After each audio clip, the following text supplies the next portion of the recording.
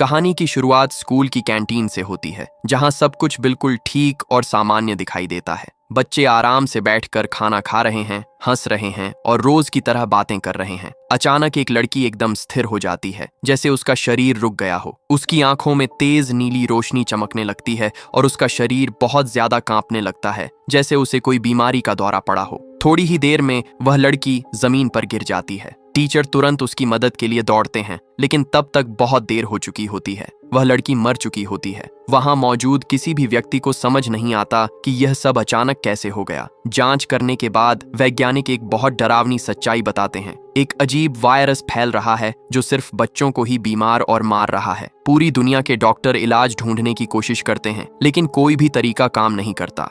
धीरे धीरे स्थिति बहुत खराब हो जाती है और लगभग 90% बच्चे इस वायरस से मर जाते हैं। सबसे अच्छे और बड़े डॉक्टर भी इस बीमारी को रोक नहीं पाते। अमेरिका का राष्ट्रपति लोगों को बताता है कि उसका खुद का बेटा भी इस वायरस से बीमार हो गया है। वह भरोसा दिलाते हैं कि डॉक्टर इस समस्या का हल जरूर निकालेंगे। इस समस्या से लड़ने के लिए CDC नाम का एक खास संगठन बनाया जाता है। अब कहानी एक छोटी लड़की रूबी पर आ जाती है। उसके घर में उसका परिवार उसका जन्मदिन मना रहा होता है। उसके मम्मी पापा खुश दिखते हैं और उसे गिफ्ट देते हैं, जैसे सब ठीक हो। लेकिन अंदर से वे बहुत डर रहे होते हैं, क्योंकि रूबी भी वायरस से बीमार है। उस रात रूबी को नींद नहीं आती। डर के कारण वह चुपके से अपनी माँ के पास जाती है और उनका हाथ पकड़ लेती है। अचानक उसकी आंखों में नारंगी रोशनी चमकने लगती है। वह डर जाती है, माँ का हाथ छोड़कर अपने कमरे में भाग जाती है। अगले दिन सुबह उसे सब कुछ ठीक लगता है। उसकी माँ उसे देखकर चौंक जाती है और पूछती है कि तुम कौन हो। उसके माता पिता उसे पहचान नहीं पाते। रूबी बहुत कोशिश करती है कि वह उनकी बेटी है, गिफ्ट भी दिखाती है,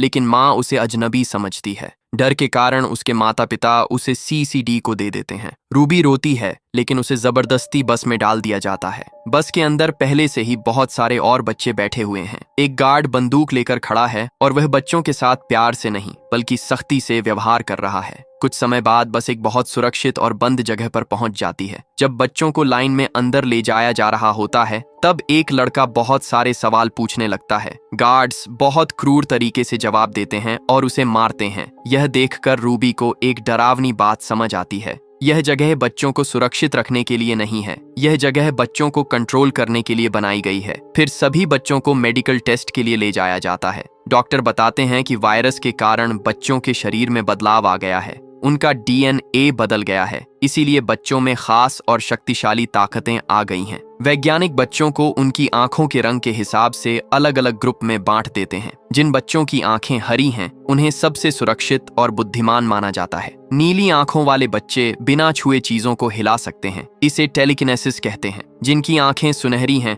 वे बिजली को नियंत्रित कर सकते हैं। लेकिन 2 प्रकार के बच्चे बहुत खतरनाक माने जाते हैं, लाल और नारंगी। इन बच्चों को इतना खतरनाक माना जाता है कि उन्हें तुरंत मार देने के आदेश हैं। रूबी की जांच के समय डॉक्टर को एक बड़ा सच पता चलता है। रूबी नारंगी कैटेगरी की होती है। उसी समय स्क्रीन पर खत्म करो लिखा आता है। डॉक्टर बिना भाव दिखाए उसे मारने के लिए इंजेक्शन तैयार करता है। रूबी समझ जाती है कि उसके साथ कुछ बुरा होने वाला है और वह भागने की कोशिश करती है, लेकिन डॉक्टर उसे पकड़ लेता है। डर के कारण वह डॉक्टर से कहती है कि वह हरी कैटेगरी की है। उसी समय उसकी आंखें चमकती हैं और डॉक्टर का चेहरा खाली और बिना भावना का हो जाता है। डॉक्टर उसकी फाइल में नारंगी को बदलकर हरी कर देता है। इससे पता चलता है कि रूबी के पास बहुत खतरनाक शक्ति है। वह लोगों के दिमाग को नियंत्रित कर सकती है। टेस्ट के बाद बच्चों को उनके ग्रुप के हिसाब से कपड़े दिए जाते हैं। रूबी आसपास देखती है और डर जाती है। वहां कहीं भी लाल या नारंगी रंग की यूनिफॉर्म नहीं है। तब उसे सच्चाई समझ आती है,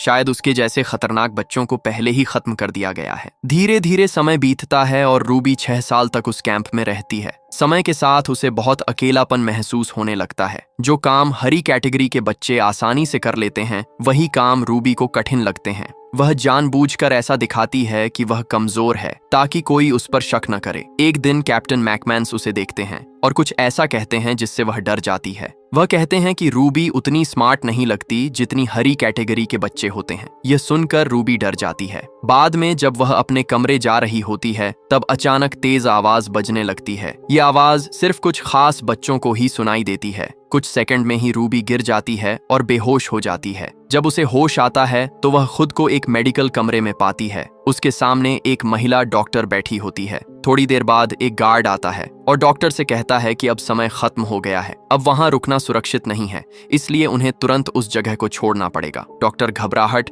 और जल्दी में एक कागज पर कुछ जरूरी बात लिखता है और फिर तुरंत वहां से चली जाती है। उस कागज में यह बताया गया है कि लोगों को अब रूबी की असली सच्चाई पता चल चुकी है। उसमें यह भी लिखा है कि अगर रूबी अपनी जान बचाना चाहती है तो उसे बॉयलर रूम में जाकर डॉक्टर से मिलना पड़ेगा। रूबी किसी को बताए बिना धीरे धीरे बाहर निकलती है और सीधे बॉयलर रूम तक पहुंच जाती है। अंदर डॉक्टर उसे छिपाती है और बिना शोर किए उसे अपनी कार तक ले जाता है। जैसे ही वे भागने लगते हैं, एक सुरक्षा गार्ड उन्हें देख लेता है और रोक देता है। रूबी अपनी खास ताकत से गार्ड के दिमाग को कंट्रोल कर लेती है और उससे गेट खुलवा देती है। बहुत सालों तक बंद रहने के बाद रूबी पहली बार कैंप से बाहर निकलती है। बाहर की आजादी देखकर उसे बहुत खुशी और सुकून महसूस होता है। डॉक्टर बताती है कि बहुत सारे बड़े लोग मर चुके हैं और कई शहर खाली हो चुके हैं। रूबी अपने माता पिता के पास जाना चाहती है, लेकिन डॉक्टर कहती है कि वहां जाना बहुत जोखिम भरा है। डॉक्टर उसे एक नेकलेस देती है जिससे उसकी लोकेशन पता लगाई जा सके अगर वह खतरे में हो। डॉक्टर कहती है कि वह उसे एक सुरक्षित जगह ले जाएगी जहां उसके जैसे और बच्चे हैं।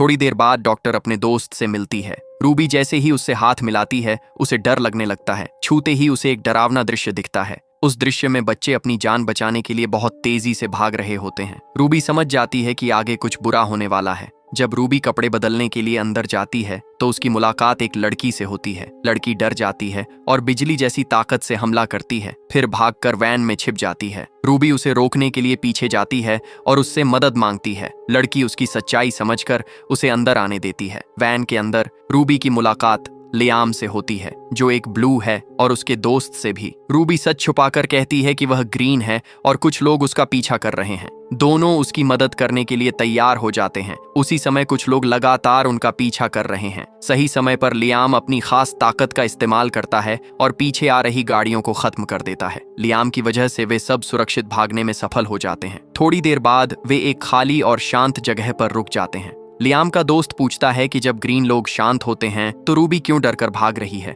रूबी सच्चाई जानती है, लेकिन वह बता नहीं पाती, इसलिए चुप रहती है। गुस्से में रूबी कहती है कि अगर वे मदद नहीं करेंगे तो वह अकेली चली जाएगी। लियाम उसे शांत करता है और बताता है कि वे एक गुप्त कैंप में जा रहे हैं। वह कैंप एक ऑरेंज आंखों वाला लड़का चलाता है जो ऐसे बच्चों को सुरक्षित रखता है। लियाम कहता है कि अगर रूबी चाहे तो उनके साथ चल सकती है। यह सुनकर रूबी तुरंत मान जाती है। रास्ते में रूबी पूछती है कि वे पहले कैंप से क्यों भागे थे। लियाम उसे सच्चाई बताता है। बच्चों पर खतरनाक एक्सपेरिमेंट हो रहे थे। सरकार बच्चों को सैनिक बनाना चाहती थी ताकि वे दुश्मनों से लड़ सकें, इसलिए उन्होंने वहां से भागने का फैसला लिया। उसी समय वह डॉक्टर पकड़ा जाता है जिसने रूबी को ग्रीन बताया था। थोड़ी पूछताछ के बाद उसे मार दिया जाता है। रात में गलती से रूबी लियाम को छू लेती है। छूते ही उसे लियाम की यादें दिखने लगती हैं। वह देखती है कि लियाम बच्चों को बचा रहा था, लेकिन सबको नहीं बचा सका। रूबी को उसका दुख और पछतावा महसूस होता है। अगली सुबह गोल्ड आंखों वाली लड़की रूबी को एक लाल रंग की ड्रेस देती है। ड्रेस पहनकर वह बहुत आत्मविश्वासी और सुंदर लगती है। फिर सभी वैन में बैठकर आगे बढ़ते हैं। रास्ते में रेडियो पर राष्ट्रपति के बेटे की एक रिकॉर्डिंग बजती है। वह कहता है कि अगर वह ठीक हो सकता है तो बाकी भी हो सकते हैं। यह सुनकर सबको उम्मीद मिलती है। वे एक खाली मॉल में रुकते हैं सामान लेने के लिए। अचानक दूसरे बच्चे उन पर हमला करते हैं। जैसे ही हालात बेकाबू होने लगते हैं, सुनहरी आंखों वाली लड़की अपनी शक्तियों का इस्तेमाल करके सबको रोक देती है। पता चलता है कि वे भी पावर वाले बच्चे हैं। रात को सब मिलकर बातें करते हैं। उन्हें लगता है कि वे अकेले नहीं हैं। लियाम उस सुरक्षित जगह के बारे में पूछता है। बच्चे कहते हैं कि वह जगह ढूंढना बहुत मुश्किल है। रूबी छुपकर एक लड़के के दिमाग को कंट्रोल करती है और गुप्त जगह का पता लगा लेती है। वे मिलकर कोड समझते हैं। मेहनत के बाद कोड खुल जाता है और सब खुश हो जाते हैं। उसी वक्त बाकी बच्चों को असली सच पता चल जाता है। रूबी एक ग्रीन नहीं, वह एक ऑरेंज है। रूबी अंदर से बहुत ज्यादा डर गई है। उसे लगता है कि उसके दोस्त अब उससे डरने लगेंगे, लेकिन लियाम ऐसा नहीं सोचता। लियाम उसे समझाता है और उसका हौसला बढ़ाता है। वह कहता है कि डरने की जरूरत नहीं है। रूबी अब सच बताती है कि वह अपनी शक्तियों को पूरी तरह नियंत्रित नहीं कर पाती और अगर गलती हो जाए तो खतरा हो सकता है। वे सब आगे बढ़ रहे होते हैं, तभी अचानक उन पर हमला होता है। कुछ बच्चे जो सेना जैसी ड्रेस में हैं, वे उन पर हमला कर देते हैं। उन हमलावरों में से एक लियाम को पहचान जाता है, जिससे माहौल और तनावपूर्ण हो जाता है। इस टकराव के दौरान लियाम समझाता है कि उनका कोई गलत इरादा नहीं है, वे सिर्फ रहने के लिए सुरक्षित जगह ढूंढ रहे हैं। वे उन्हें एक ऑरेंज लड़के के पास ले जाने का फैसला करते हैं, जिसके बारे में पहले से चर्चा हो रही थी। और जब वे वहां पहुंचते हैं कि वह ऑरेंज लड़का देश के प्रेसिडेंट का बेटा है, वह रूबी और दूसरों को देखकर खुश होता है। वह उन्हें पूरी सच्चाई बताता है कि प्रेसिडेंट ने दुनिया से झूठ बोला था, वह ठीक नहीं हुआ, बल्कि उसके ऊपर लगातार प्रयोग होते रहे। जब सारे प्रयोग फेल हो गए तो सरकार ने बच्चों को कैंपों में बंद करना शुरू कर दिया। ऑरेंज लड़का रूबी से वादा करता है कि वह उसे उसकी शक्तियों को सही तरह से इस्तेमाल करना सिखाएगा। धीरे धीरे रूबी सीखने लगती है, वह अपनी शक्तियों को समझने लगती है और उन्हें कंट्रोल करना शुरू करती है। और एक दिन ऐसा आता है जब रूबी अंदर से बहुत दुखी और कमजोर महसूस कर रही होती है। तभी ऑरेंज लड़का उसके पास आता है और उससे बात करता है। वह कहता है कि सिर्फ एक ऑरेंज ही दूसरे ऑरेंज को पूरी तरह समझ सकता है। जैसे ही वह रूबी का हाथ पकड़ता है, उसी समय लियाम वहां आ जाता है। लियाम उन्हें साथ देखकर नाराज हो जाता है, उसे यह बिल्कुल अच्छा नहीं लगता। उसी समय ऑरेंज लड़का कुछ करता है, वह रूबी की यादों को देखना शुरू करता है और उसे एक डरावनी सच्चाई पता चलती है। उसे वह रात दिखती है जब रूबी अपने माता पिता के साथ थी। उस रात रूबी से गलती हो गई थी, उसने अपने माता पिता के दिमाग से अपनी यादें मिटा दी थीं। इसी वजह से उसके माता पिता उसे भूल गए। यह देखकर ऑरेंज लड़का भी चौंक जाता है। उसके पास भी इतनी ताकत नहीं है, इसलिए वह और जानना चाहता है।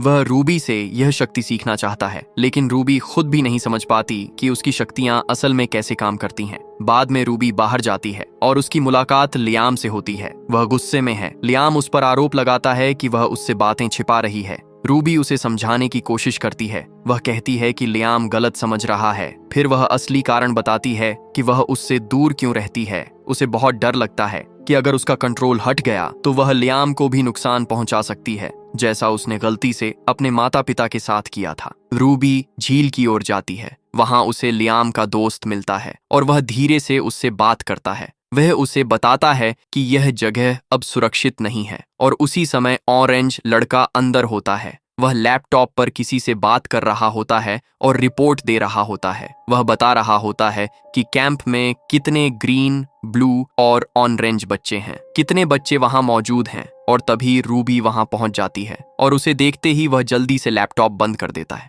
असल में रूबी लैपटॉप लेने आई थी ताकि लियाम का दोस्त अपने परिवार से बात कर सके। और मौका देखकर ऑरेंज लड़का वह रूबी से सौदा करने की कोशिश करता है और कहता है कि अगर वह उससे मेमोरी मिटाने की शक्ति सीख ले तो वह उसे लैपटॉप दे देगा। और मजबूरी में रूबी मान जाती है। लेकिन जब वह आंखें बंद करती है, वह शक्ति सीखने की कोशिश करती है। वह अचानक आंखें खोलती है और समझ जाती है कि ऑरेंज लड़का उसका गलत फायदा उठाना चाहता है और वह घबरा जाती है। रूबी उसे जोर से मारती है और वहां से भाग जाती है। बाहर जाकर वह लियाम से टकराती है और सच्चाई जानकर लियाम बहुत गुस्सा हो जाता है और उससे लड़ना चाहता है। रूबी उसे रोक लेती है क्योंकि वह समझ चुकी है कि अब यह जगह सुरक्षित नहीं है, उन्हें तुरंत वहां से निकल जाना चाहिए। उसी रात जब वे भागने की तैयारी कर रहे होते हैं, तभी कैंप का जनरल वहां आ जाता है और उसके साथ वही ऑरेंज लड़का खड़ा होता है। तब सच्चाई सामने आती है कि वह शुरू से अपने पिता प्रेसिडेंट के लिए काम कर रहा था। उसका असली उद्देश्य था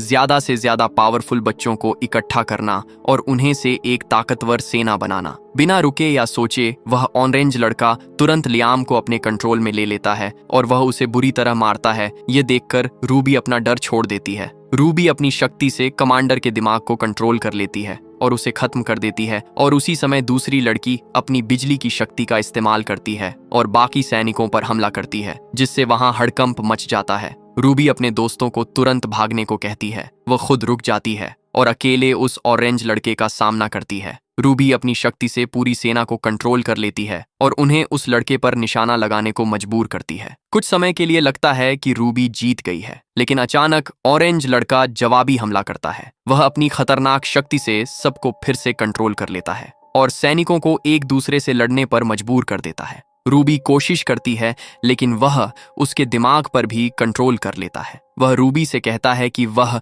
उसकी सारी दुख भरी यादें मिटा देगा और फिर दोनों मिलकर दुनिया पर राज करेंगे। लेकिन अंदर से रूबी हार नहीं मानती। वह पूरी ताकत लगाकर खुद को उसके कंट्रोल से छुड़ा लेती है वह ऊपर उड़ रहे हेलीकॉप्टर पर ध्यान लगाती है और अपनी शक्ति से हेलीकॉप्टर को उसके ऊपर गिरा देती है, जिससे वह ऑरेंज लड़का रुक जाता है। जब रूबी को लगता है कि अब सब खत्म हो गया, तभी एक दूसरा हेलीकॉप्टर उस पर हमला कर देता है। आखिरी समय में लियाम का दोस्त उसे बचाने के लिए बीच में आ जाता है और वह उसे बचा तो लेती है, लेकिन बचाते समय वह खुद बहुत ज्यादा घायल हो जाता है। रूबी डर जाती है और उसे समझ नहीं आता कि अब उसकी मदद कैसे करे। तभी उसे अचानक डॉक्टर का दिया हुआ जीपीएस वाला नेकलेस याद आता है। वह नेकलेस ऑन करती है और थोड़ी ही देर में डॉक्टर अपनी टीम के साथ आकर सबको बचा लेती है। थोड़ी देर बाद रूबी होश में आती है और देखती है कि वह बिस्तर पर लेटी हुई है। डॉक्टर उसके पास बैठकर बताती है कि उसका दोस्त अस्पताल में है और जल्दी ठीक हो जाएगा, लेकिन लियाम तुरंत वहां से जाना चाहता है। वह कहता है कि वह रूबी के बिना कहीं नहीं जाएगा।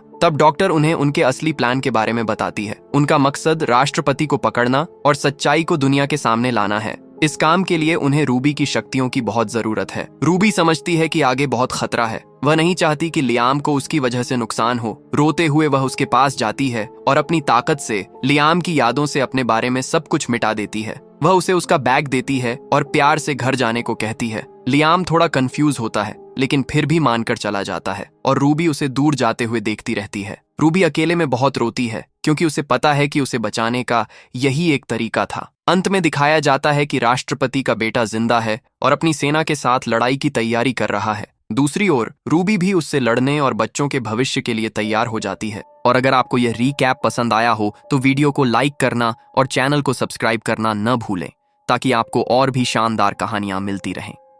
अगले वीडियो में मिलते हैं।